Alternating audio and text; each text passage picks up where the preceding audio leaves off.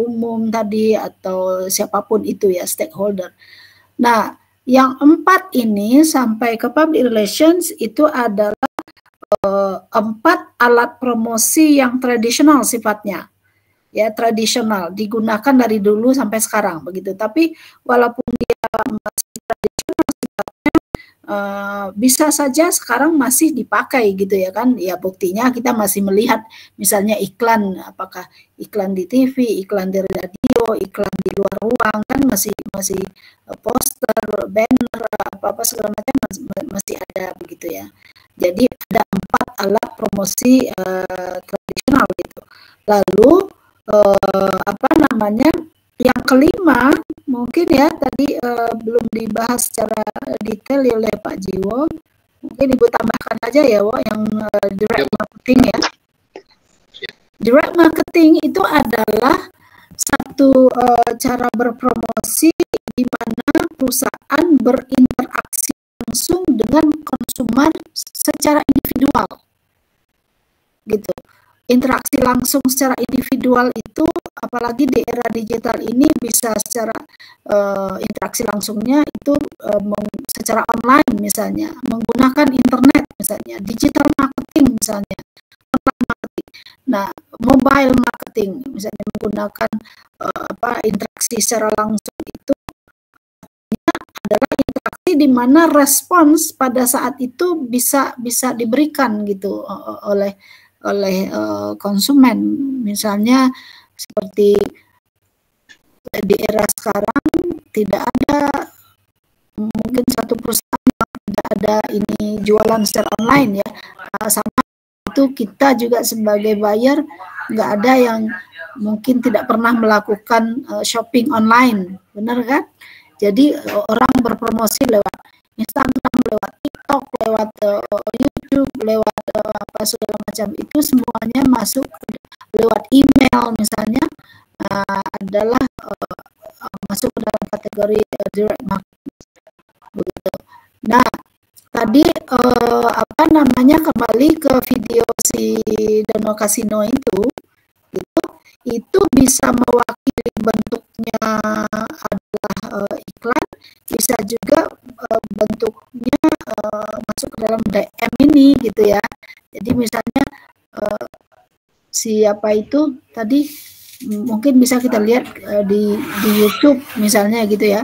Jadi berpromosi lewat medsos gitu, berbagai macam medsos, di Facebook lah, di Twitter lah, di TikTok, di Instagram dan lain-lain, itu masuk ke dalam kategori direct marketing. Ya, jadi direct marketing itu kan kita interaksi langsung, ya kan? Walaupun nggak ketemu secara fisik nih, bedanya dengan apa namanya tadi personal selling kan interaksi juga, ya kan? Nah, tapi dengan DM ini interaksi langsungnya itu kita bisa dengan adanya interaksi langsung itu bisa dilakukan yang namanya customisasi, customize gitu. Customize itu artinya produk yang disediakan itu bisa disesuaikan langsung dengan kebutuhan apa yang si individual customer itu inginkan begitu. Misalnya kalau perusahaan itu berinteraksi langsung dengan customer A maunya begini, dengan customer B maunya begini gitu. Jadi penyesuaian itu bisa langsung dilakukan secara individual begitu. Itu dengan kalau promosi DM pakai direct marketing tadi itu. Begitu. Nah, jadi kembali tadi ke video tadi itu bisa mewakili advertising, bisa juga mewakili DM tadi itu gitu. Kalau misalnya dia ditayangkan di ini tayangnya di YouTube atau di apa ya, apa Bu? Video tadi itu di YouTube. Ya, di YouTube ya. Jadi bisa juga itu mewakili bentuk si DM ya, direct marketing ya. Baik. Tapi ya semua bisa di situ, public relations juga bisa sih. Public relations ya karena dia memprotek citranya siapa ya. Mungkin banyak tuh nasabah-nasabah BCA yang ini ya, yang apa namanya mengklaim bahwa oh ini dari ini ya dari BCA gitu menelpon, padahal itu hoax. Nanti tiba-tiba phishing gitu ya kan, datanya si nasabah sudah ini sudah diambil oleh si orang jahat itu tadi gitu. Bisa juga ya public relations. Tapi ya jadi kalau sudah dilihat tadi kelima alat promosi ini ya, bukan berarti alat promosi itu 5 macam aja. Di era sekarang banyak muncul alat-alat promosi lainnya yang dulu nggak pernah ada, sekarang jadi ada. Misalnya katakanlah kemasan produk bisa juga menjadi alat promosi gitu. Misalkan kita misalnya nggak biasa tuh beli produk X gitu, tapi karena kemasannya menarik, jadilah kita ini gitu. Jadi tertarik beli produk itu karena kemasannya lucu misalnya begitu ya kan. Atau misalnya kalau kita ini belanja di apa di satu supermarket, misalnya di tas belanjanya tulis entah brand apa atau nama tokonya gitu kan, itu kita bawa kemana-mana. Jadi tulisan itu, tas tadi itu, tas belanjaan tadi itu sudah menjadi promosi dari si toko tempat kita belanja, misalnya seperti itu ya. Bahkan di kereta belanja misalnya tempel tuh macam-macam apa, itu juga sudah menjadi alat promosi gitu, si apa namanya troli kita tadi itu. Atau bis kota lewat tapi di badan bis kota itu entah gambar apa promosi obat misalnya, ada tuh macam-macam ya, atau perusahaan X. Promosi itu banyak sekali, misalnya di bawah stasiun MRT gitu ya, ada pernah lihat nggak tulisan entah Indomaret atau Beli.com misalnya di bawah stasiun MRT, pernah lihat nggak kalian begitu? Itu alat promosi juga, yang dulu itu nggak pernah ada kayak begitu.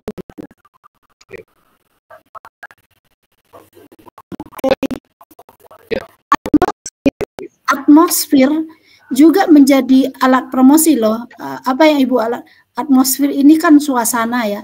Suasana misalnya, kenapa sih kamu apa namanya memilih menjadi nasabah Bank X daripada Bank Y misalnya gitu. Oh iya dong, di sana enak, ruang tunggunya nyaman gitu, dingin, musiknya bagus gitu. Wangi tempatnya gitu misalnya. Jadi suasana itu adalah merupakan alat promosi juga. Ya sayang. Apa saya? Ya, baru cari ya. Silakan lanjut, Wow. Baik. Terima kasih, Bu Silvi.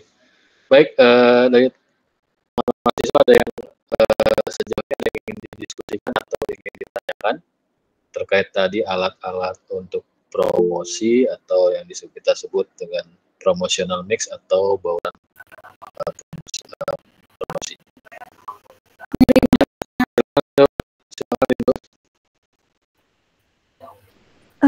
Saya ingin bertanya, sesuai dengan di video tadi, ada nggak sih Pak atau Bu pertimbangan utama dalam memilih endorser atau brand ambassador yang sesuai dengan nilai-nilai perusahaan? Apakah tadi itu lihat track recordnya Indro Kasino dulu, kayak dia popularitasnya seperti apa, tahu gimana ya? Izin menjawab, Bu Silvia. Baik, terima kasih Rindu, pertanyaan yang sangat bagus. Tentu dalam memilih suatu perusahaan, dalam memilih tokoh atau yang ingin di-endorse untuk membangun citranya, kemudian membuat image perusahaan menjadi lebih baik, juga memilih endorser yang mungkin sebutannya itu sangat menjadi pertimbangan. Mungkin BCA mungkin banyak yang senior mungkin ya, jadi satu senior, kedua juga tema yang ingin dia dia bawa itu lebih ke sosial, lebih ke pemahaman atau informasi terkait phishing atau pengambilan data, mungkin dipilihlah usia-usia yang dari usia tua juga mengetahui siapa itu Indro, kemudian yang usia muda juga mengetahui juga. Nah, itu dari banyak mungkin faktor-faktor yang menjadi pertimbangan kenapa BCA memilih endorse salah satunya adalah Indro. Mungkin contoh lain, tadi yang iklan Shopee itu tadi siapa ya yang jadi endorse? Kalau saya kurang tahu tuh. Mungkin, nah itu mungkin kenapa Shopee memilih Echa? Mungkin Echa namanya ya.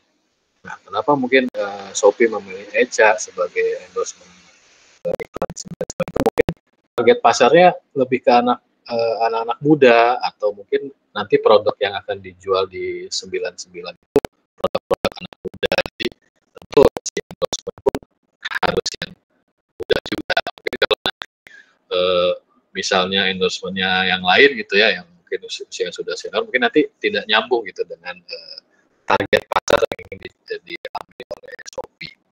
Kalau tadi biasanya mungkin targetnya lebih umum ya, ke masyarakat umum, lebih orang yang dipercaya, orang yang mempunyai image positif, nah itu bisa. Tapi jika salah saja memilih endorse atau tiba-tiba di tengah jalan kontrak endorse dia mempunyai masalah, nah itu juga bisa berbahaya juga sebenarnya bagi perusahaan. Mungkin itu Rindu yang bisa dijelaskan, atau teman-teman nanti tambahkan, silakan. Baik Bapak, terima kasih. Baik. Ada pertanyaan Mungkin lain? Ibu mau menambahkan tadi pertanyaan Rindu, apa kriteria untuk jadi endorser gitu ya tadi pertanyaannya Rindu. Jadi yang kriteria menjadi endorser itu ya ada dua, yaitu dia harus believable, dia harus likable. Dua syarat jadi endorser ya. Apa artinya believable? Misalnya, jadi siapa yang akan menjadi endorser dari suatu perusahaan, dia harus punya kriteria itu, believable dan likable. Jadi misalkan kan siapa yang seperti itu, tergantung tentu saja apa misalnya produk yang dipromosikan. Misalkan orang yang memiliki kriteria seperti itu, katakanlah seorang artis idola, katakanlah ya. Kenapa sih si siapa tadi video yang itu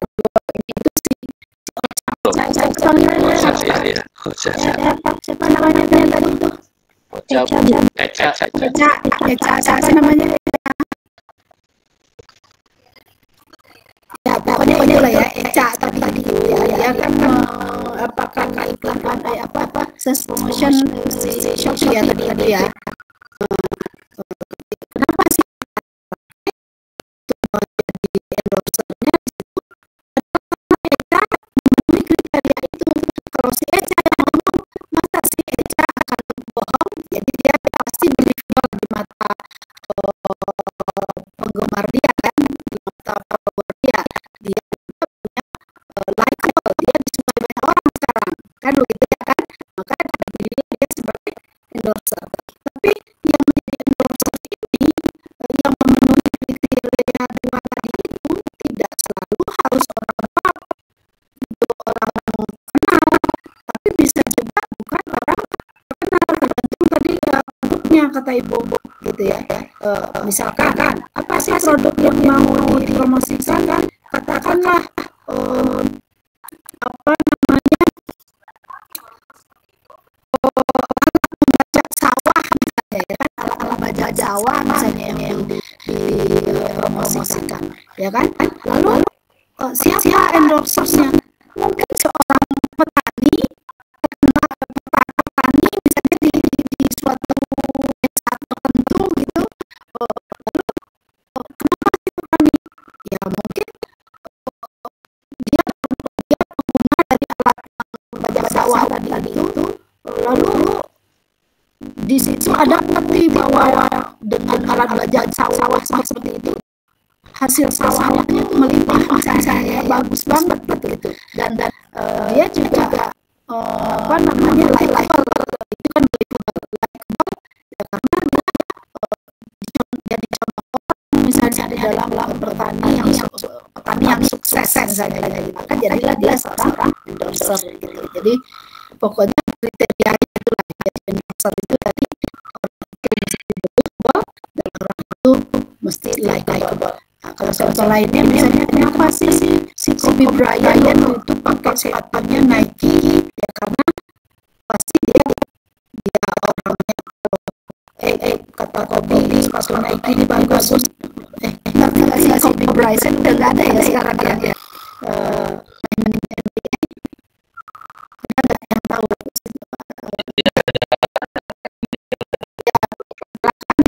ya jadi kalau Kobe Bryant yang bilang sepatu Nike bagus, masa sih penggemarnya nggak percaya? Nah pasti dia dipercaya beli ya. Kemudian dia juga likeable ya, penggemarnya banyak banget. Makanya dia endorser dari produk itu, gitu ya Bu. Oh iya Bu. Oke. Terima kasih banyak Bu.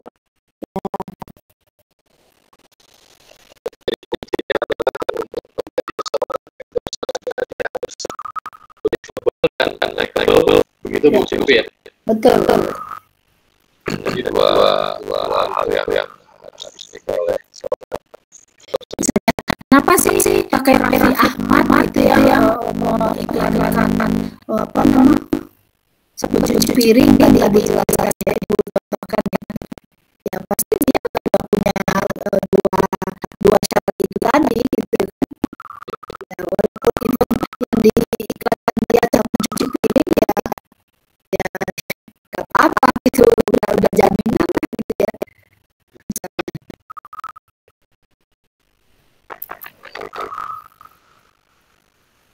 Baik Bu Silvi, kita lanjutkan. Ada pertanyaan lagi mungkin dari teman-teman mahasiswa mungkin.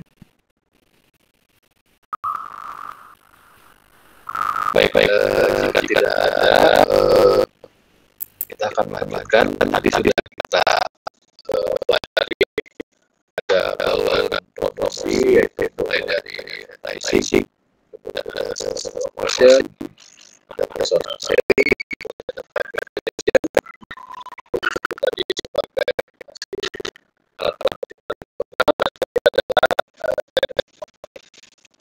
kita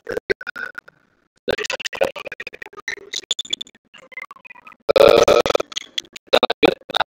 Tentu dalam suatu perusahaan atau organisasi bisnis itu mereka bisa nih menggunakan boleh menggunakan alat-alat promosi tersebut yang tadi tidak terbatas di masa yang mungkin ada alat promosi lain. Tentu perusahaan bisa memadukan dari alat promosi tersebut. Contoh kalau pendapat saya tadi terkait video tadi video yang dari BCS tadi itu di situ advertising karena mungkin dia ditayangkan di media elektronik, kemudian ada unsur PR juga di situ ya. Jadi dia menggabungkan dua elemen promosi tersebut. Ketika bahwa promosi alat promosi tersebut dijadikan disatukan atau dikombinasikan oleh bisnis atau perusahaan, nah itu yang disebut dengan integrated marketing communication atau disingkat IMC. Nah di situ jadi tidak hanya ada satu, perusahaan tidak hanya menggunakan satu saluran promosi saja, tidak menggunakan satu promosi saja, jadi dia bisa ada advertising-nya, ada personal selling-nya, ada PR-nya, itu bisa diintegrasikan sehingga tujuannya untuk menyampaikan pesan kepada konsumennya atau konsumen. Apa itu integrated marketing communication? Itu komunikasi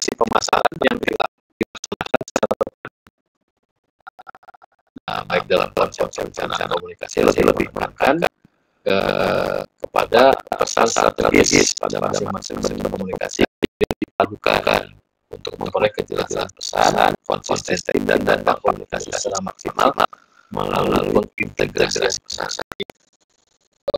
bisa visualnya, bisa ada sales force-nya. Jadi misalnya mungkin teman-teman pernah lihat ada sebuah produk baru, kemudian dia iklankan baik itu di internet, diiklankan sebuah produk makanan misalnya.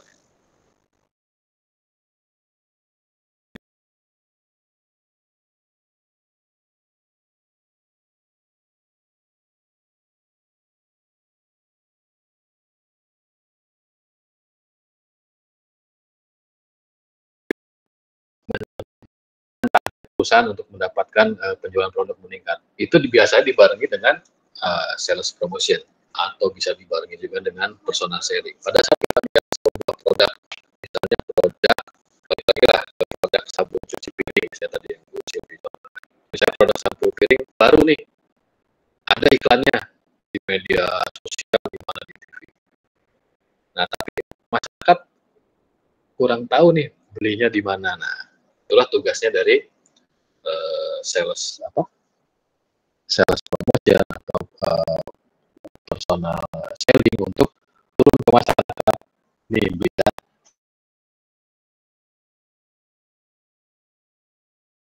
kita tanya.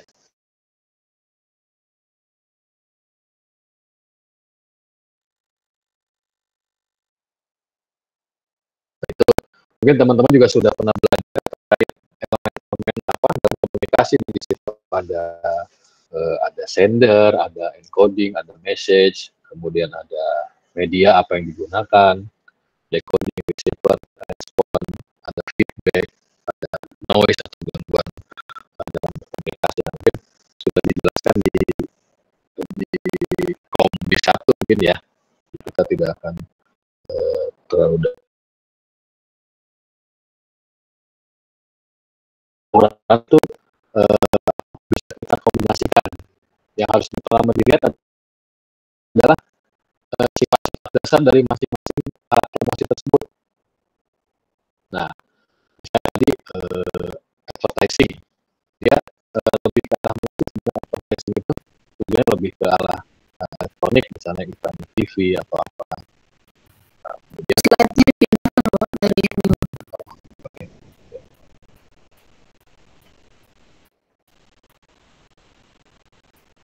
ini. Jadi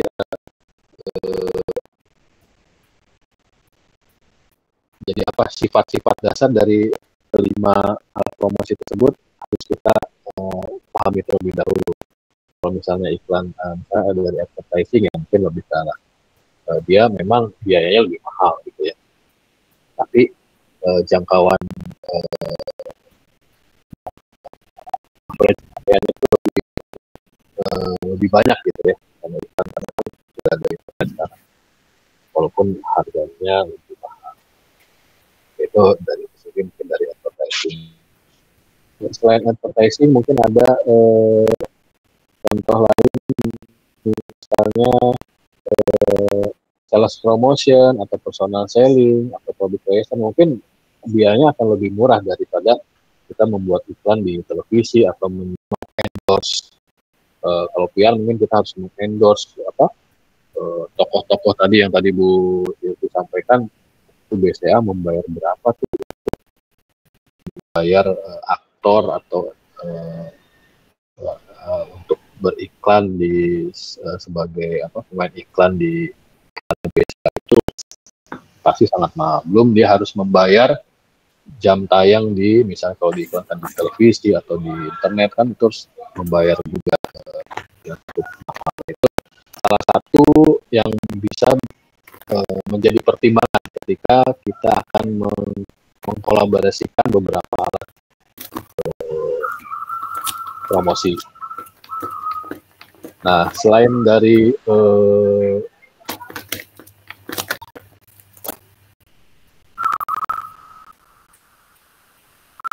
kita juga harus mengetahui disebut dengan promotion mix strategi.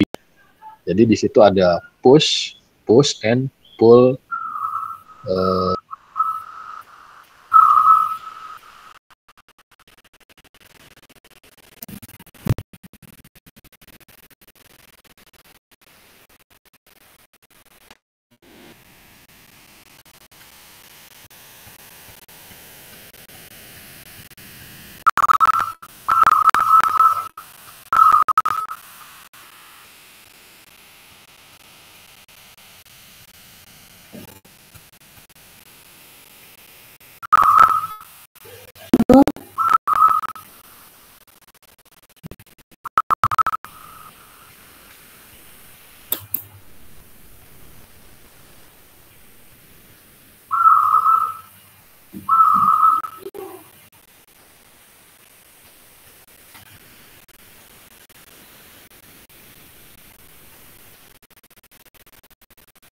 koneksinya putus apa gimana nih?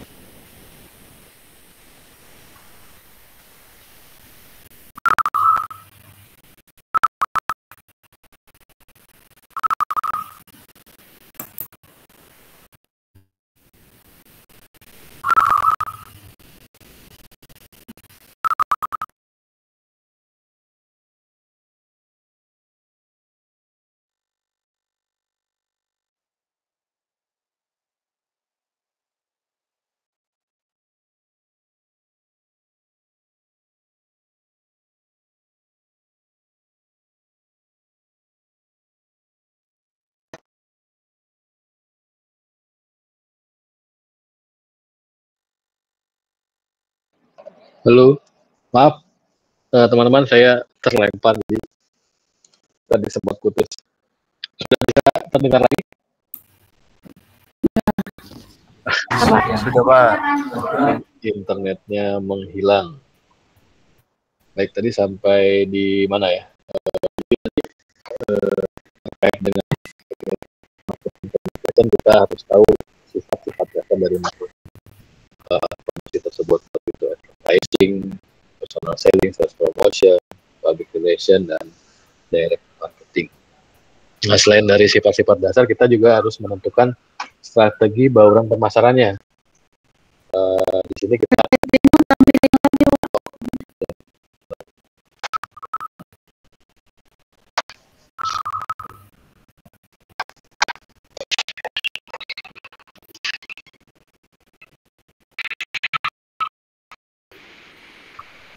sudah bisa dilihat ya? Sudah, Pak. Oke, nah kita lanjut ya. Di sini ada strategi bauran pemasaran itu ada strategi push and pull strategi. Nah, kita untuk strategi push itu biasanya ada promosi yang dilakukan lebih ke saluran distribusinya, seperti jadi tidak langsung ke konsumen akhir, tapi lebih ke arah ke saluran distribusinya. Contohnya kita berpromosi ke pengecer, ke agen, atau ke distributor, atau ke agen-agen yang ini biasanya dilakukan untuk barang-barang industri lah. Lebih pas digunakan adalah dengan menggunakan media promosinya adalah personal selling. Nah, barang-barang tadi sudah disinggung di awal, memang barang-barang besar itu lebih banyak menggunakan personal selling daripada dia beriklan melalui media elektronik atau lainnya. dari untuk push strategi. Nah, untuk yang pull itu lebih ke barang-barang konsumsi yang diproduksi, yang dikonsumsi oleh pribadi atau individu. Jadi contohnya seperti promosi-promosi alat berat atau misalnya seperti pesawat gitu ya. Itu lebih ke arah kalau kita jual pesawat tentu kita akan lebih menggunakan personal selling ke perusahaan atau ke maskapai. Karena kan maskapai ini kan tidak banyak ya di dunia ini, hanya sedikit. Sementara yang memiliki pabrik pesawat itu hanya ada 2 mungkin ya, atau 3, ada Boeing, ada Airbus. Nah, itu mereka lebih strategi pemasarannya lebih ke personal selling, dan mereka akan langsung mendatangi maskapai yang ingin membutuhkan pesawat-pesawat yang besar atau dengan spesifikasi tertentu. Nah, itu yang mereka gunakan biasa saluran adalah personal selling, daripada mereka harus tidak mungkin juga kan pakai iklan di TV, mungkin jarang, mungkin ada tapi sangat jarang gitu ya untuk perusahaan-perusahaan kelas besar seperti Boeing atau Airbus. Jadi dari tadi ada sifat-sifat dasarnya, jadi tujuannya adalah untuk kita membaurkan lah, mau menggunakan yang dari kelimanya atau hanya 4 atau hanya 3. Jadi sifat-sifatnya perlu dipahami oleh pengambil keputusan nanti di perusahaan atau organisasi bisnis. Baik, sampai di sini ada yang mau didiskusikan lagi? Ibu tambahkan ya penjelasannya biar lebih lengkap ya, yang kembali ke betul. Itu tadi Wak, ya, ke yang ini yang tadi ya, ini ya. Jadi ceritanya ya, kalau Ibu membuat kesimpulan ya supaya lebih jelas kalian tadi ya. Jadi perusahaan kan mau berpromosi nih. Alat-alat promosi tadi ada macam-macam, kita kelompokkan secara umum tadi ada 5 alat promosi itu, mulai dari periklanan, sales promotion, personal selling, public relations, dan direct marketing, ya kan? Jadi ada 5 alat promosi yang besar yang sudah kita bicarakan, walaupun alat promosi tidak sebatas itu saja, tapi banyak sekali macamnya gitu ya. Nah, sekarang perusahaan mau berpromosi nih, kita pakai alat yang mana ya untuk berpromosi gitu ya. Kita pakai alat yang mana ya?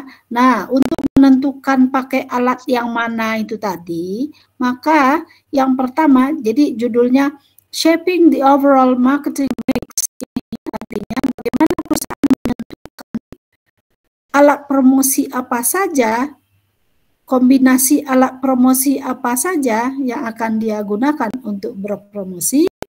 Maka satu, dia harus tahu dulu nature, sifat dasar dari masing-masing alat promosi itu, gitu. Sifat dasarnya kayak apa sih, periklanan kayak apa sih, personal selling itu kayak apa sih, sales promotion itu, PR itu, DM itu, gitu. Nah, itu yang perusahaan harus tahu dulu. Misalnya tadi sudah Pak Jiwo contohkan, kalau periklanan itu untuk media-media tertentu seperti TV memang mahal sih. Tapi kan daya jangkaunya si iklan bisa sangat luas ya kan. Kalau kita nonton acara Indonesian Idol misalnya di TV, lalu di acara itu attach ada iklan apa misalnya, maka saya sebagai penggemar Indonesian Idol akan nonton juga tuh si iklan yang attach di acara Indonesian Idol itu.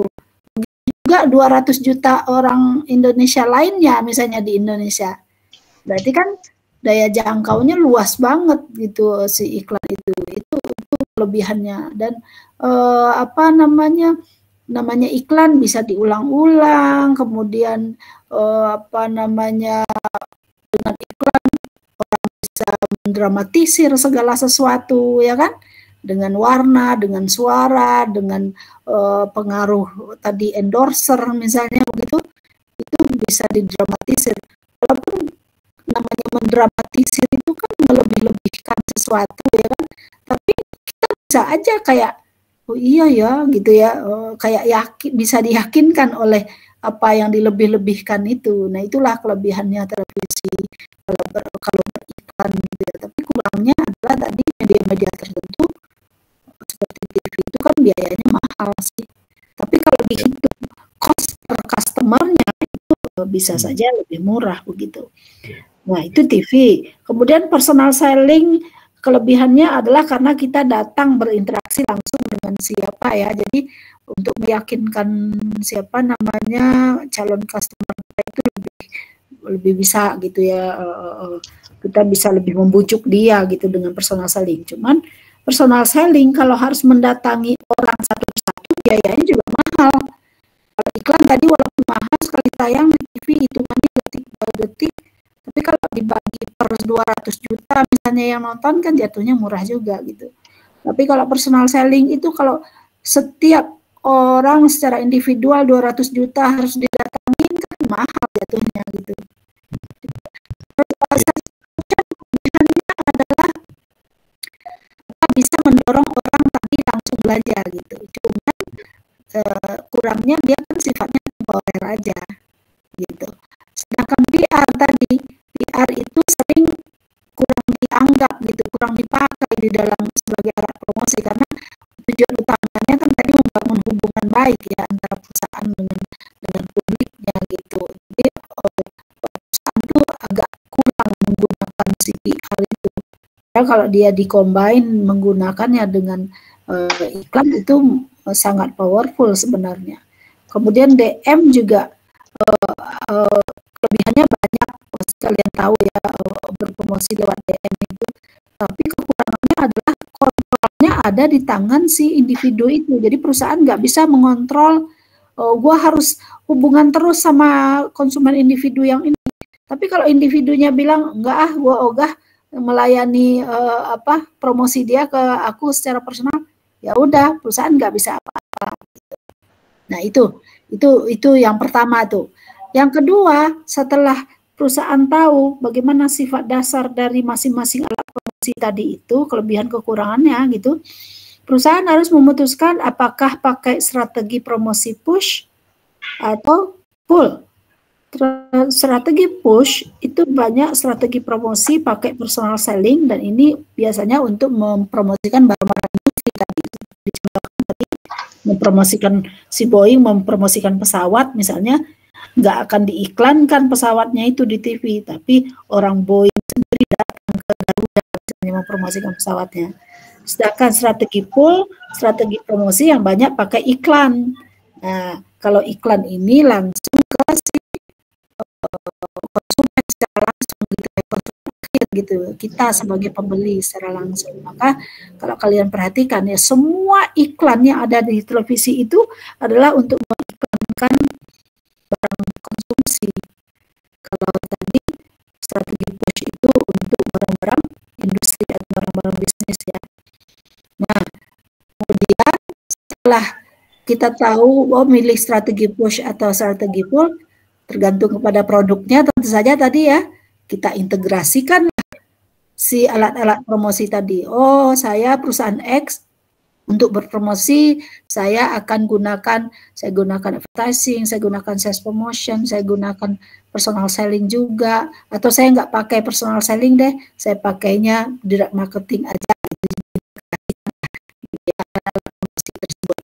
Lalu yang terakhir adalah socially responsible marketing communication itu di dalam berpromosi, apapun alat promosi yang digunakannya, perusahaan itu harus bertanggung jawab sosial. Gitu. Bertanggung jawab sosial itu contohnya apa? Nggak boleh nipu, harus menjelaskan sesuatu seperti apa adanya gitu. Seperti apa? Kalian pernah nggak sih belanja lewat secara online?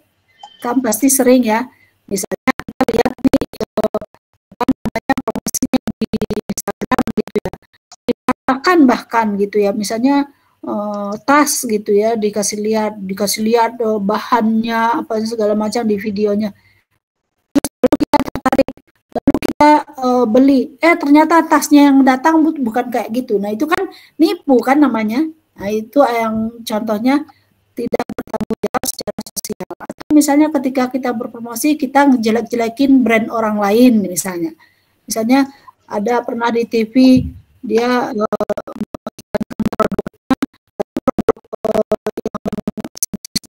orang lain dia apa kurang gitu ya. Tapi kita masih lihat kita tahu itu brand apa itu juga sudah apa namanya itu nggak boleh itu kayak itu lagi melanggar aturan misalnya yang menjelekkan punya orang lain misalnya begitu. Itulah yang contoh-contoh yang komunikasi atau berpromosi yang tidak bertanggung jawab secara sosial gitu ya. Oke, silakan Bang. Seperti itu ya. Apakah ada yang ditanyakan terkait bagaimana dijelaskan memilih alat promosi yang tepat untuk produk atau layanan yang mungkin ada yang ingin ditanyakan kan. Nah, saya ingin bertanya juga nih ke teman-teman mahasiswa nih, kita sudah berarti sudah 2 semester ya,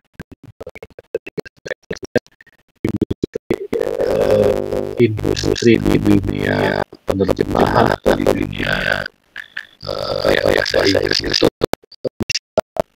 kalian beri contoh tidak? Di apa sih mungkin kalian punya skill apa ya bisnis apa sih di dunia penerjemahan atau dunia bahasa itu baik yang existing yang sudah ada atau kira-kira nanti akan seperti ini nih dari bahasa itu ada yang tahu dari teman-teman kita supaya nanti bisa tahu di bahasa lebih jelas lagi kita betul ya. Iya, mungkin Ibu memulai contoh misalnya nanti kalian tamat dari sini katakanlah lembaga ini bisnis penerjemahan misalnya gitu ya kan. Kumpulin misalnya teman-teman yang memang lulusan ini, yuk kita bikin bisnis jasa penerjemahan yuk gitu misalnya. Lalu si bisnis jasanya ini dipromosikan dong ya kan. Apa misalnya promosinya bentuknya adalah misalnya iklannya di mana ditayangkan katakanlah di radio begitu ya kan. Apa isi iklannya misalnya jasa penerjemahan namanya X misalnya, lembaga jasa penerjemahan X ini menerima misalnya penerjemahan naskah-naskah di bidang A, B, C misalnya begitu kan. Kemudian penerjemahan dapat dilakukan dalam jangka waktu sekian misalnya begitu kan, iklannya begitulah di radio misalnya. Saya misalnya sebagai klien nih lembaga penerjemahan X ini gitu, dia bisa kok ternyata menerjemahkan topiknya tentang apa misalnya begitu kan. Udah tuh saya inilah gitu ya, ternyata apa namanya hasilnya tuh enggak ini menurut saya, kan padahal mereka mengklaim diri mereka expert semua dalam bidang itu, ternyata kok aneh ya terjemahannya misalnya, atau misalnya dibilang itu bisa hasilnya diperoleh seminggu kemudian, ternyata 2 minggu enggak ini misalnya, itu kan tidak bertanggung jawab secara sosial. Nah, dan bentuk iklan, bentuk alat promosi yang dia pilih tadi karena di radio berarti dia menggunakan iklan, gitu ya contohnya. Ya, ini ada contoh lain dari teman-teman mahasiswa. Atau bisa juga ini Bu, mungkin saat ini kan kalau saya lihat di YouTube ya, di secara YouTube itu untuk bagi apa sih konten yang subscribernya itu udah jutaan, puluhan juta, ratusan juta, itu mereka Ya, biasanya ini Bu, itu masuk dalam target market mereka atau target yang supaya mereka jadi subscriber itu banyak kan anak-anak ya Bu. Ya. Mereka harus baca teks juga agak kan cepat tuh ya Bu. Nah mereka biasanya pakai Daber bahasa Indonesia. Apalagi sekarang ya. Betul, jadi bahasa Indonesia di anak-anak hanya menonton aja, tapi kan di balik itu semua kan industri bahasa sebenarnya ada tuh Daber atau tadi seperti Ibu bilang terkait menerjemahkan dokumen. Sekarang banyak di era sekarang kan alat-alat dari luar itu menggunakan bahasa asing gitu ya, guide buku panduannya. Nah itu juga bisa jadi salah satu industri bahasa sih. Jadi kita bisa menerjemahkan buku-buku panduan perawatan apalah gitu. Mungkin itu kalau dari saya. Dari teman-teman mahasiswa ada yang mungkin ada apa atau mungkin apa atau yang mungkin sudah ada industri bahasa sekarang apa contohnya misalnya ada nggak? Ya, itu artinya kalau kita berbicara nama-nama profesi di bisnis bahasa ya, bisa jadi Daber, bisa jadi konten kreator misalnya, bisa ya nama-nama jadi profil lulusannya ya lulusan Bistro misalnya, ya bisa jadi penerjemah tadi, konten kreator, bisa menjadi apa ya namanya ya menjual bahasa ya Copywriting ya Gary ya bisa. Copywriting itu apa Gary ya?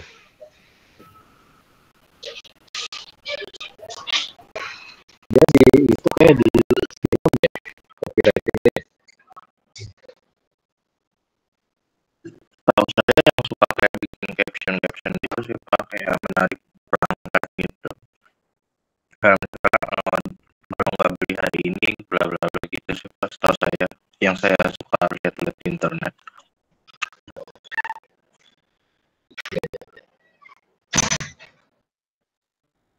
Baik, kalau tidak ada yang lain, sekarang sudah jam 11.20 ya. Kita lanjut atau ada break atau gimana? Kita break dulu atau lanjut? Mungkin sampai sebelum jam 12 ya? Atau gimana?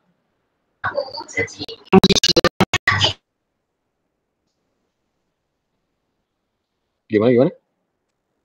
Atau kita lanjut sampai jam 11.05 lah gitu ya? Mohon maaf Bapak, Happy-nya lagi beribadah. Oh, Iya. kita sampai jam 12 kurang aja ya. Itu Bu Silvi ya. Nanti sisanya bisa diskusi di e-learning ya Bu.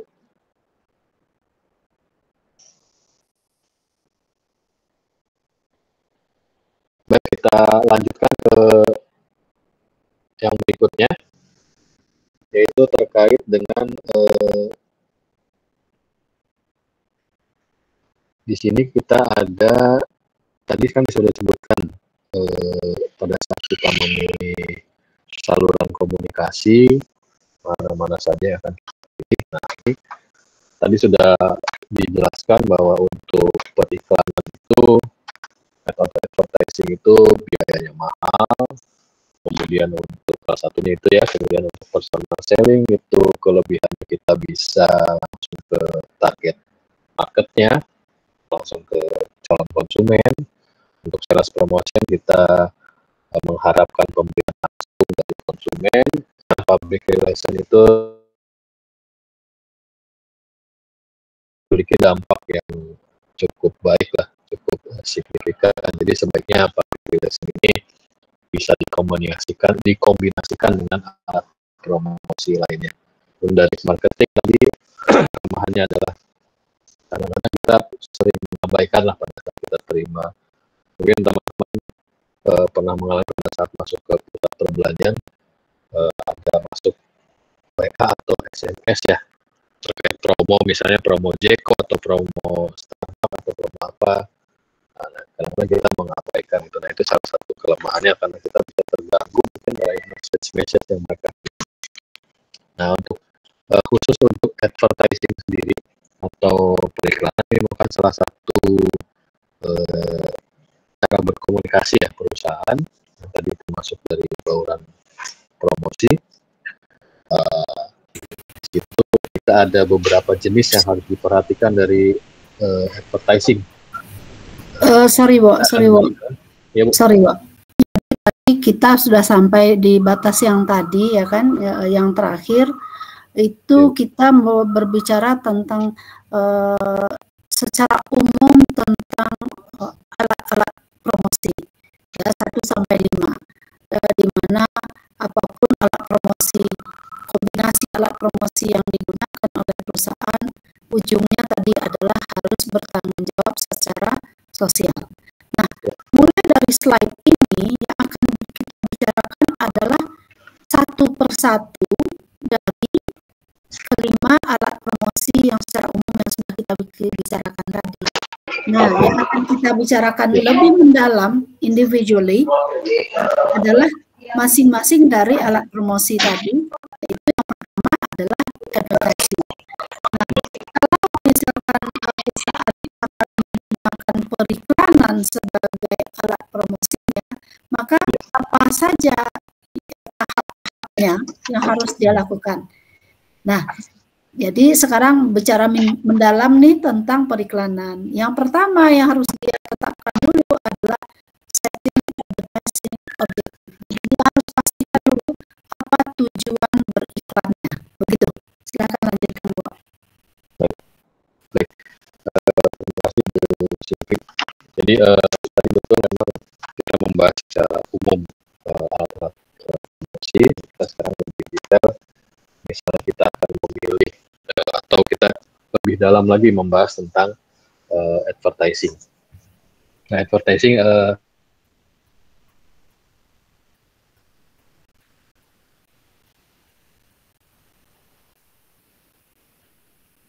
perusahaan beriklan itu. Di sini dibagi menjadi 3. Tujuan beriklan adalah untuk memberikan informasi. Kemudian kedua untuk membujuk ya atau persuasive advertising. Ada juga yang ketiga adalah reminder. Nah, ini ada tiga hal ini yang perlu dipertimbangkan ketika kita ingin beriklan. Tujuannya apa nih? Jika kita ingin memberikan informasi, biasanya kategorinya adalah produk-produk baru. Contohnya adalah yang paling sering lah, yang setiap tahun muncul, itu biasanya handphone.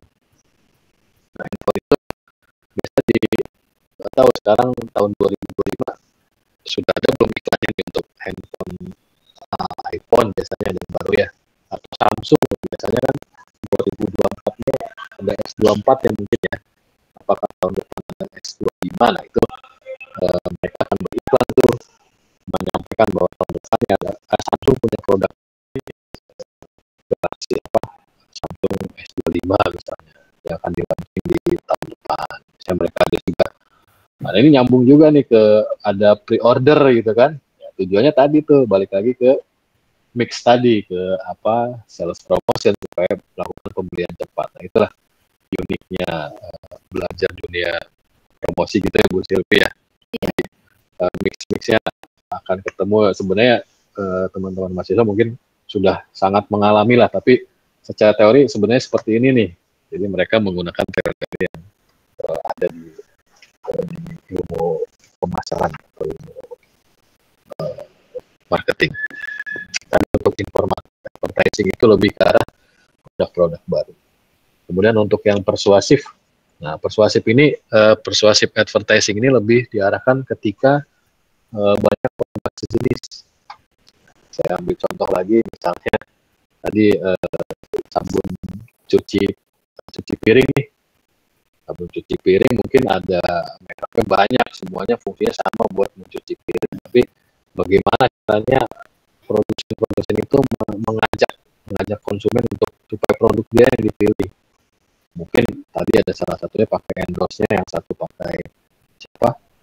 Pakai Ahmad, atau yang pakai Donna Agnesia mungkinnya untuk produk lain, terus ada juga yang pakai siapa gitu. Ini saling berebut pangsa pasar. Nah, ini tujuannya pada saat kita membeli produk yang banyak saingannya yang sejenis. Nah, itu adalah persuasif advertising. Nah, diambil juga dari konsep siapa tadi yang tadi yang disukai atau yang dipercaya. Tapi tetap menghindari tadi yang dijelaskan sebelumnya, menghindari socially responsible marketing communication. Jadi tetap harus beriklan dengan bertanggung jawab tanpa menyerang walaupun sama produknya gitu ya. Nah, ada satu lagi, misalnya contohnya saya sebut merek Indomie dan mie sedap. Nah, itu kan sama-sama produk mie ya, kan sama-sama beriklan. Kemudian untuk yang ketiga adalah reminder advertising. Nah, ini tujuannya beriklan adalah untuk mengingatkan, atau istilah marketingnya supaya tetap jadi top of mind-nya di anak konsumen. Nah, ini untuk produk-produk yang sudah lama lah, mereka tidak perlu menginformasikan, tidak perlu mengajak, mereka sebenarnya sudah dewasa. Dan kalau di produk tingkat maturitas produk itu mereka sudah dewasa lah, sudah pada posisi produk yang sudah sangat dikenal oleh masyarakat. Seperti ya, Coca-Cola mungkin itu sudah dikenal lah banyak oleh masyarakat. Jadi atau Indomie, mie instan itu kan kalau teman-teman masih perhatikan, kenapa produk mie instan dengan merek Indomie tersebut selalu beriklan. Kalau menurut saya, walaupun dia tidak berikan, produknya tetap akan dibeli, tapi tetap mereka tujuannya adalah untuk reminder. Mungkin teman-teman perhatikan, Indomie mengiklankan rasa rendang, rasa mie Aceh, kemudian rasa sambal hijau mungkin. Kemudian coba kalian perhatikan sekarang di toko-toko sudah nggak ada tuh produk itu.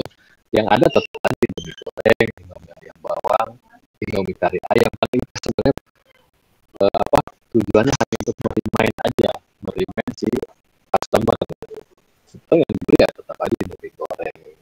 Kalau yang diiklan itu sebagai menjaga.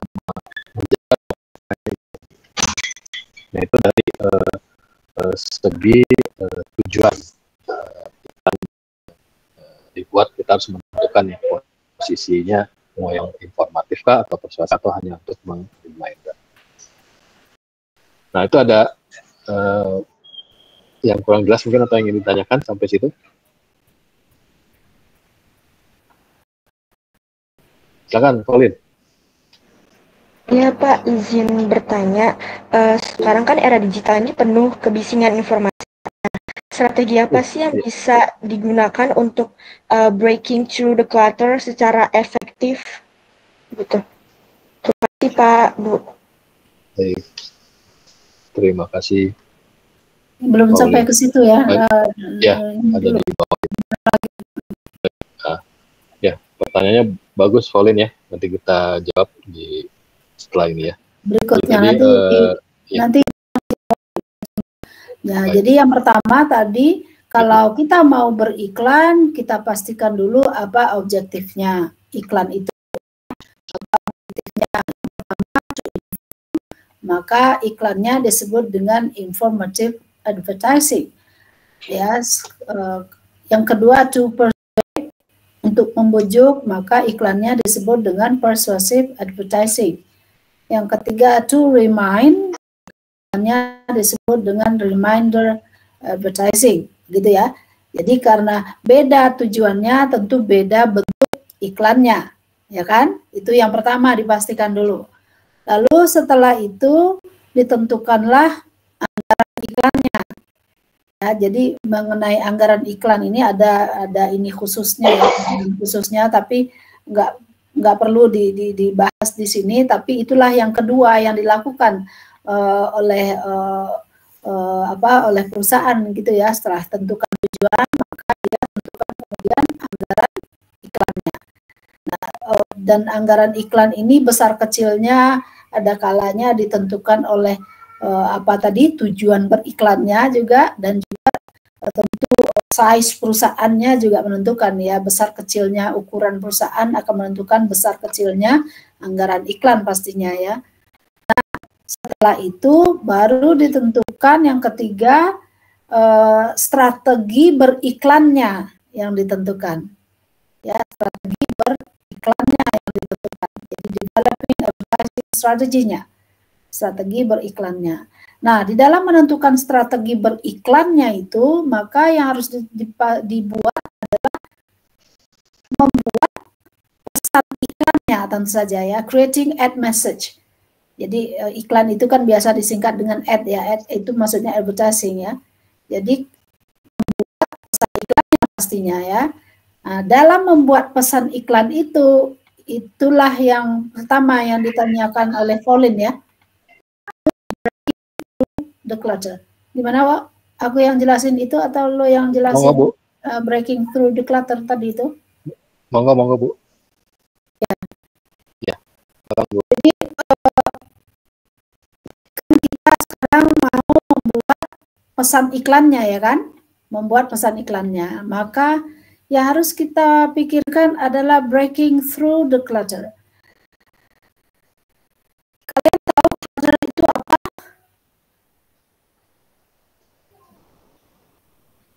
Halo?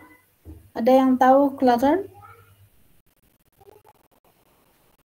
Clutter itu adalah sesuatu yang nggak teratur, sesuatu yang kalau konteksnya rumah tuh ya berantakan lah, sesuatu nggak tempatnya, kemudian kotor, jorok, gitu. Crowded ya, Bu. Ya. Yang tidak organized gitu ya, clutter itu kayak gitu. Nah, kalau kita mau bikin pesan yang akan dibuat, kita harus breaking through the clutter. Artinya, bikinlah pesan iklan yang nggak nyamain yang ada. Breaking through the clutter itu artinya bikin suatu pesan iklan yang unik, yang distinktif, yang beda dari yang lain. Itu maksudnya breaking through the clutter. Gampangnya tuh kayak gitu. Dan kalian pernah nonton TV lalu ada iklan gitu ya. Iklan produk A, B, C tapi dia sejenis gitu produknya tuh kayaknya konsepnya tuh mirip aja semuanya. Pernah lihat nggak kayak gitu? Nah, kita dalam membuat pesan iklan itu harus yang gitu. Itu yang dimaksud dengan breaking through the clutter. Nah, tadi pertanyaan si Pauline ya. Gitu kan pertanyaannya.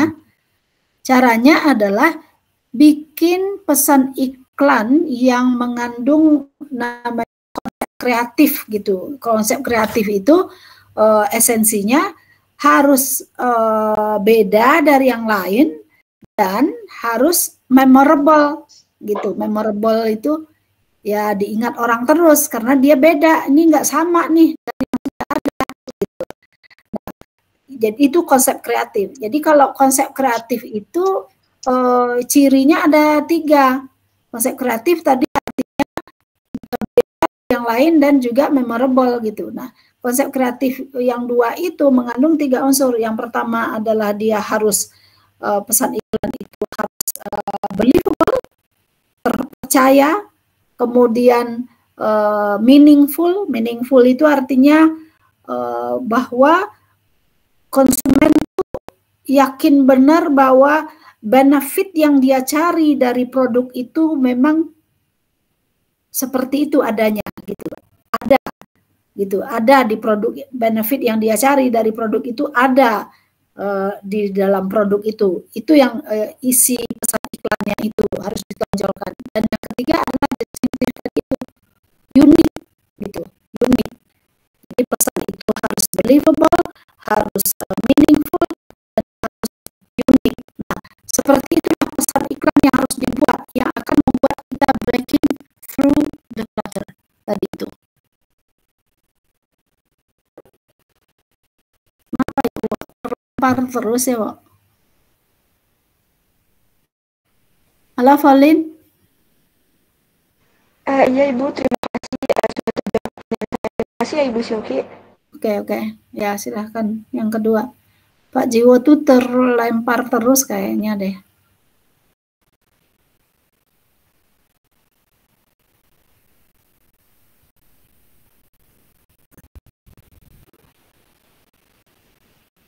Coba kalau Ibu yang ini ya,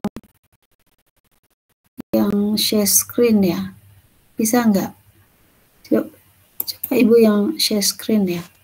Mungkin nggak ya? Nggak bisa. Tutup lagi nih. Gimana, Wak? Terlempar terus ya, Wak? Iya, terlempar lagi nih. Coba Ibu yang share screen deh. Sebentar Bu. Saya Bu. Sebentar. Oh, udah. Ibu udah bisa. Udah. Udah ya.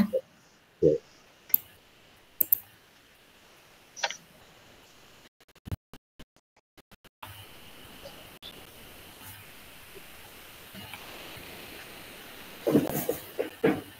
Nah, ini silakan. Ibu tadi sudah menjawab breaking through the clutter. Sekarang berikutnya, silakan, Wak. Baik. Udah bisa, Wak? Nah, bisa Bu. Baik, tadi untuk tadi pertanyaan Valin terjawab katanya. Oke. Ya, jadi harus beriklan dengan konsep kreatif ya Bu ya, sehingga bisa terus diingat. Nah, untuk selanjutnya yaitu bagaimana menciptakan pesan periklanan gitu ya. Selain tadi breaking through the clutter, kita juga ada yang disebut dengan merging advertising and entertainment.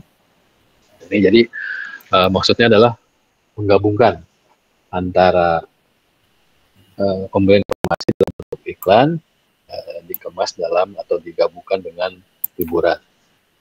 Contoh yang sering kita lihat, teman-teman suka lihat sinetron apalah itu, sinetron di televisi atau apa, tiba-tiba si aktor atau aktris itu ya misalnya ini beriklan tentang makanan gitu ya, si aktornya itu makan atau mengkonsumsi produk biskuit misalnya, itu salah satu bentuk iklan yang digabungkan dengan entertainment atau hiburan. Jadi setelah dalam sinetron tersebut ada si aktor atau aktris memakan atau mengkonsumsi produk yang dipasarkan, biskuit atau apa. Salah satu cara untuk menciptakan atau membuat pesan-pesan dalam Jadi pesan iklannya digabungkan gitu ya, antara pesan iklan dengan si hiburan itu sinetron. Pernah lihat kayak begitu nggak? Pernah nggak sih nonton sinetron? Kalian pasti nggak nonton sinetron sih ya di TV ya. Tapi itulah ya, bahwa apa namanya suka biasa digabungkan pesan iklan tadi itu dengan hiburan tadi itu. Jadi kita ngelihat ya, misalnya sinetron X gitu ya, tiba-tiba salah seorang cast dari sinetron itu misalnya yang diiklankan misalnya produknya, sponsornya Indomie atau iklan di situ Indomie gitu tadi ya ceritanya. Lalu dia Indomie di situ gitu. Sepertinya nggak beriklan sih, padahal dia beriklan, cuman iklannya digabungin ya antara si makan Indomie tadi itu dengan seolah-olah itu bagian dari adegan gitulah ceritanya. Itu yang dimaksud dengan merging advertising and entertainment. Baik, untuk selanjutnya terkait dengan message strategy, yaitu harus meaningful, believable, dan distinctive. Jadi memang pesan yang disampaikan itu harus memiliki daya tarik, dapat dipercaya. Meaningful itu maksudnya ini apa namanya, bahwa benefit yang benefit dicari orang dari produk itu tergambar di pesan yang disampaikan. Contoh ya, meaningful itu begini ya. Misalnya ibu beli apa produk, misalnya ibu beli blender, oke? Apa sih yang ibu cari? Benefit apa sih yang ibu cari dari suatu blender? Katakanlah blender, kalau saya beli blender harus tahan lama, atau misalnya kalau saya beli blender yang saya cari adalah blender yang wattnya kecil, misalnya gitu kan? Nah, misalnya itu yang ibu cari dari suatu blender, benefit itu yang ibu cari dari satu blender. Dan banyak orang misalnya kalau cari blender selalu nyari yang wattnya kecil. Maka ketika produk blender ini diiklankan, maka itulah yang ditonjolkan di dalam pesan iklannya, bahwa blender ini adalah salah satu blender paling kecil wattnya di antara blender yang lainnya, gitu loh. Itu meaningful namanya, kayak begitu. Pokoknya benefit apa yang dicari orang dari satu produk, nah itu benar-benar itu yang diucapkan di dalam atau yang disampaikan di dalam pesan iklannya. Jadi gitu. Ya betul. Mungkin terkait juga dengan produk positioning ya Bu ya. Misalnya positioningnya apa sampaikan terkait blender, misalnya blender kan sebenarnya sama, fungsi blender adalah untuk menghaluskan makanan atau bumbu gitu ya. Tapi nah, mengenai benefit yang dicari orang dari suatu produk itu kan beda-beda ya. Ada orang yang cari kecil, ada orang yang cari daya gilingnya halus, ada yang orang cari misalnya harganya murah gitu kan, macam-macam ya yang dicari orang. Nah, sekarang yang paling menonjol yang dicari orang dari brand blender itu apa misalnya, gitu kan? Maka itulah yang ditonjolkan di dalam pesan iklannya. Kemudian pesan iklan itu harus terpercaya. Jadi bagaimana menunjukkan pesan iklan itu terpercaya? Mungkin di iklannya itu diperagakan gitu ya, bahwa oh ternyata betul hasil gilingannya, misalnya yang dicari adalah hasil gilingannya yang halus, dikasih lihat di situ, maka pesan iklannya berarti believable gitu. Kemudian distinctive, harus beda dari yang lain gitu. Oh, kalau orang mengiklankan blender caranya gini aja, semua sama aja, kita harus beda caranya gitu misalnya ya. Bedanya bisa penyampaiannya yang berbeda, mungkin caranya berbeda, atau apalah. Ini harus unik, boleh.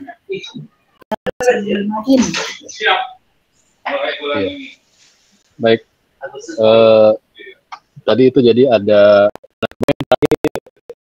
Bu Sylvie ya, ada terkait message execution ya Bu.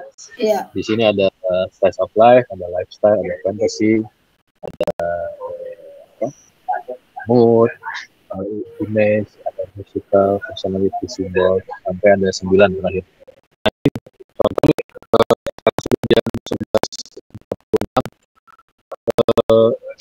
Untuk slice of life ini misalnya ini ya mungkin ya ini kan jadi eksekusinya seperti apa nih pesan yang disampaikan. Ya, kalau mau model slice of life misalnya produknya produk apa mungkin ya.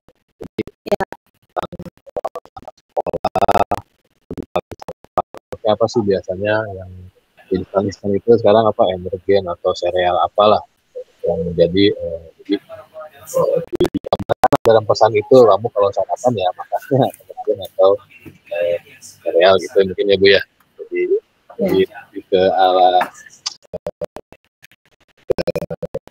gambarkan kehidupan ya sehari-hari gitu pada umumnya masyarakat itu diarahkan agar dapat membeli produk izin Bu Sylvie mungkin eh, untuk pertemuan hari ini dicukupkan ya, Bu ya? Apa, Wak? Dicukupkan sampai message execution ya, Bu ya? Kalau sudah sampai consumer generated message atau biarkan Ibu menjelaskan ini secara kilat gitu ya kalau mau selesai. Baik. Jadi message execution, bagaimana kita mengeksekusi pesan iklan tadi itu? Yang pertama caranya adalah slice of life. Jadi di dalam pesan iklan itu kita gambarkan secuplik kehidupan nyata. Ketika misalnya perusahaan mengiklankan energen gitu, lalu digambarkanlah di dalam pesan iklannya itu suatu keluarga sarapan pagi, ada ibu, ada anak, ada bapak mau ke kantor gitu. Jadi gambaran kehidupan nyata gitu.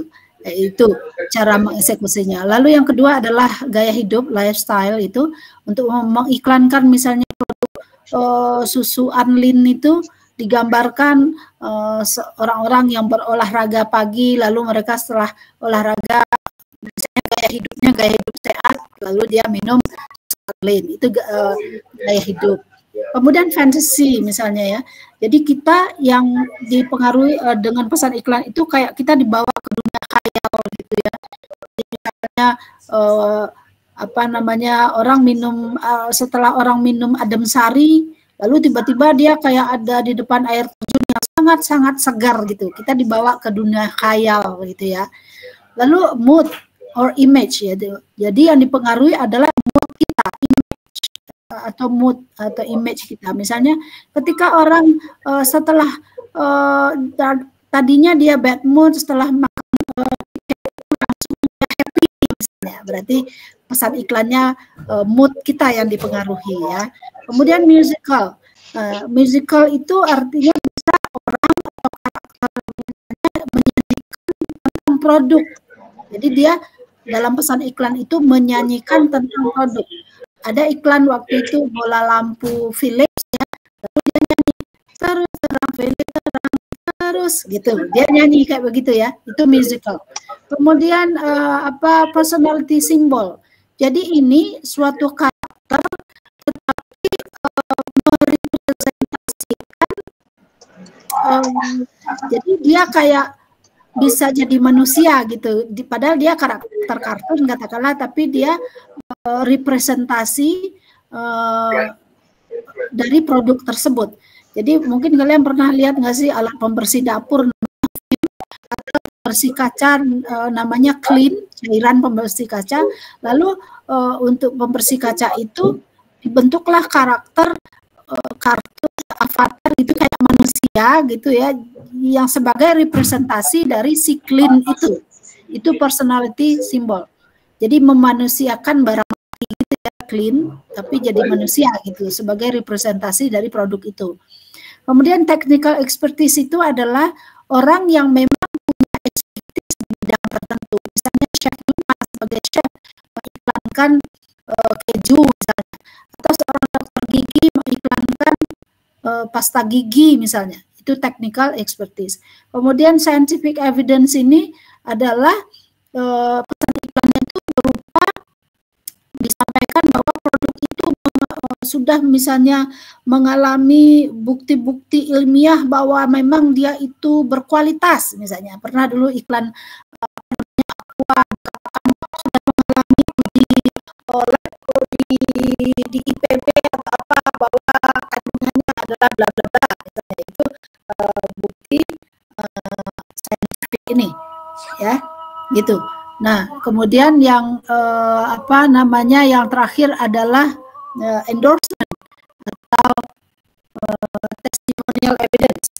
Endorsement itu adalah pesan iklan yang disampaikan oleh endorser gitu, yang mana ciri seorang endorser tadi Ibu sudah sampaikan, dia haruslah seseorang yang believable, seseorang yang likable untuk menyampaikan. Itu testimonial evidence. Nah, itu cara mengeksekusi pesan iklan. Kemudian yang terakhir adalah consumer generated messages. Ini maksudnya adalah beriklan dengan cara memanfaatkan teknologi interaktif di mana dengan teknologi interaktif tersebut gitu, kegiatan yang dilakukan konsumen di dalam menggunakan produk itu dilakukan, lalu kemudian apa namanya, dipublish misalnya di berbagai media. Itu yang consumer generated messages. Contoh di PNJ ini kan ada apa namanya, kelompok mahasiswa namanya betul ya, kelompok kepala ya.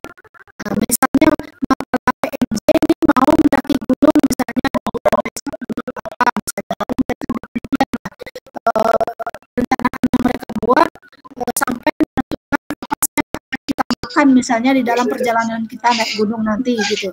Lalu diputuskan, yuk kita cari sponsor ya. Lalu panitia cari sponsor, misalnya pergi ke Indofood. Lalu di Indofood dapatlah sponsor. Sudah, kalau kalian mau nanti mendaki gunung, kami saja yang menyediakan Indomie misalnya untuk kalian makan selama perjalanan pergi. Begitu kan? Lalu ada tuh orang Indofood yang ikut sama kalian jalan-jalan naik gunung itu gitu. Mulai dari berangkat, lalu di penghentian pertama, lalu nanti istirahat, makan Indomie, sampai di atas makan Indomie, sampai pulang semuanya Indomie makannya begitu ya. Dan itu direkam, ya kan? Nah, itu nanti kan hasil perjalanan pulang pergi pulang itu kan ada tuh di berbagai media online, media mainstream dan lain-lain gitu. Jadi dia sebenarnya nggak beriklan Indomie, tapi dia hanya menunjukkan, ada loh anak PNJ, kalau ternyata kalau dia mendaki gunung itu ternyata mereka tuh makannya Indomie loh. Nah, beriklan kayak begitulah yang disebut dengan consumer generated messages. Ya, dari sana ya. Baik, terima kasih Bu Silvi. Tadi ada beberapa cara mengeksekusi pesan-pesan dalam iklan ya, mulai dari slice of life, lifestyle, sampai ke tadi ada testimonial, tadi ada sebaiknya dari teman-teman mahasiswa bisa mencari contoh lagi sendiri ya Bu Silvi ya, supaya bisa lebih memahami apa yang dimaksud bagaimana cara mengeksekusi iklan. Banyak seperti yang tadi disampaikan, seperti iklan BCA tadi, itu juga kan hasil sebenarnya pencarian di internet lah. Banyak bahan seperti itu yang bisa pelajari. Stop sharing ya. Iya Bu. Nah baik. Oke, silahkan kalau ada pertanyaan. Jika ada pertanyaan sebelum di pertemuan hari ini, ada yang mau didiskusikan. Nah untuk pertemuan selanjutnya di hari Kamis, yang sudah disampaikan ya dari itu bahwa minggu depan dilaksanakan secara offline. Kemudian ya, mana gitu.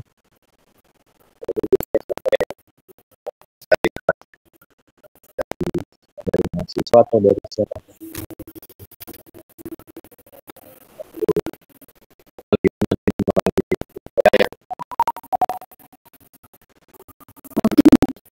Jadi on-cam mungkin screenshot wall. Oh iya. Baik. Sebelum kita akhiri pertemuan hari ini, tadi gimana, ada yang bisa screenshot nggak? Tolong di screenshot, nanti di share di grup ya. Di kameranya di on-kan dulu.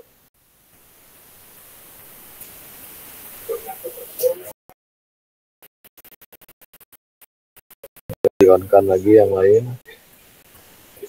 Siapa yang bantu screenshot nih? Agus, bantu Gus. Atau Devin atau siapa? Bantu screenshot. Bantu screenshot, Pak. Atau siapa boleh, Gary boleh.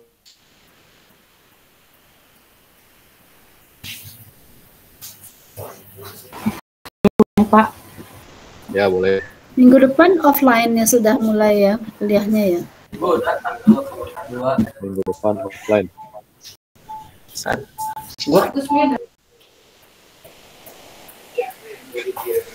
Belum ada tugas ya, Bu?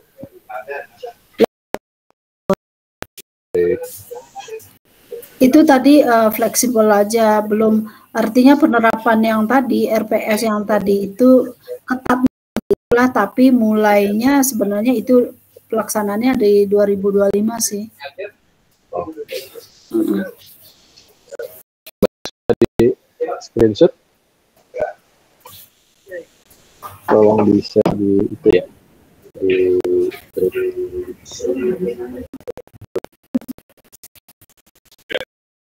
Saya screenshot ya.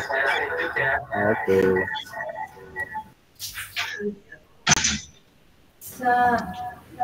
Satu, dua.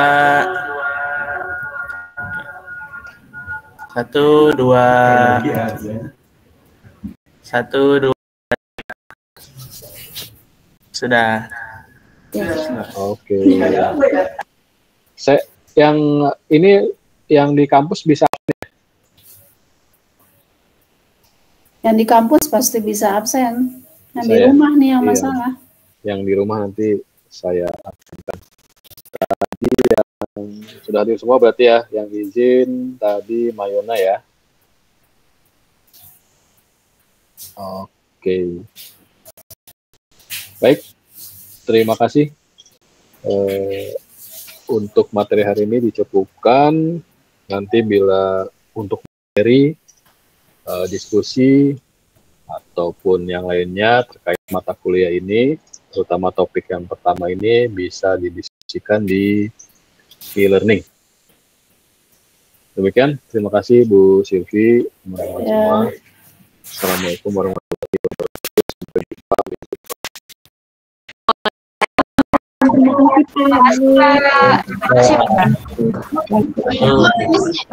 Terima kasih banyak Bapak, Ibu.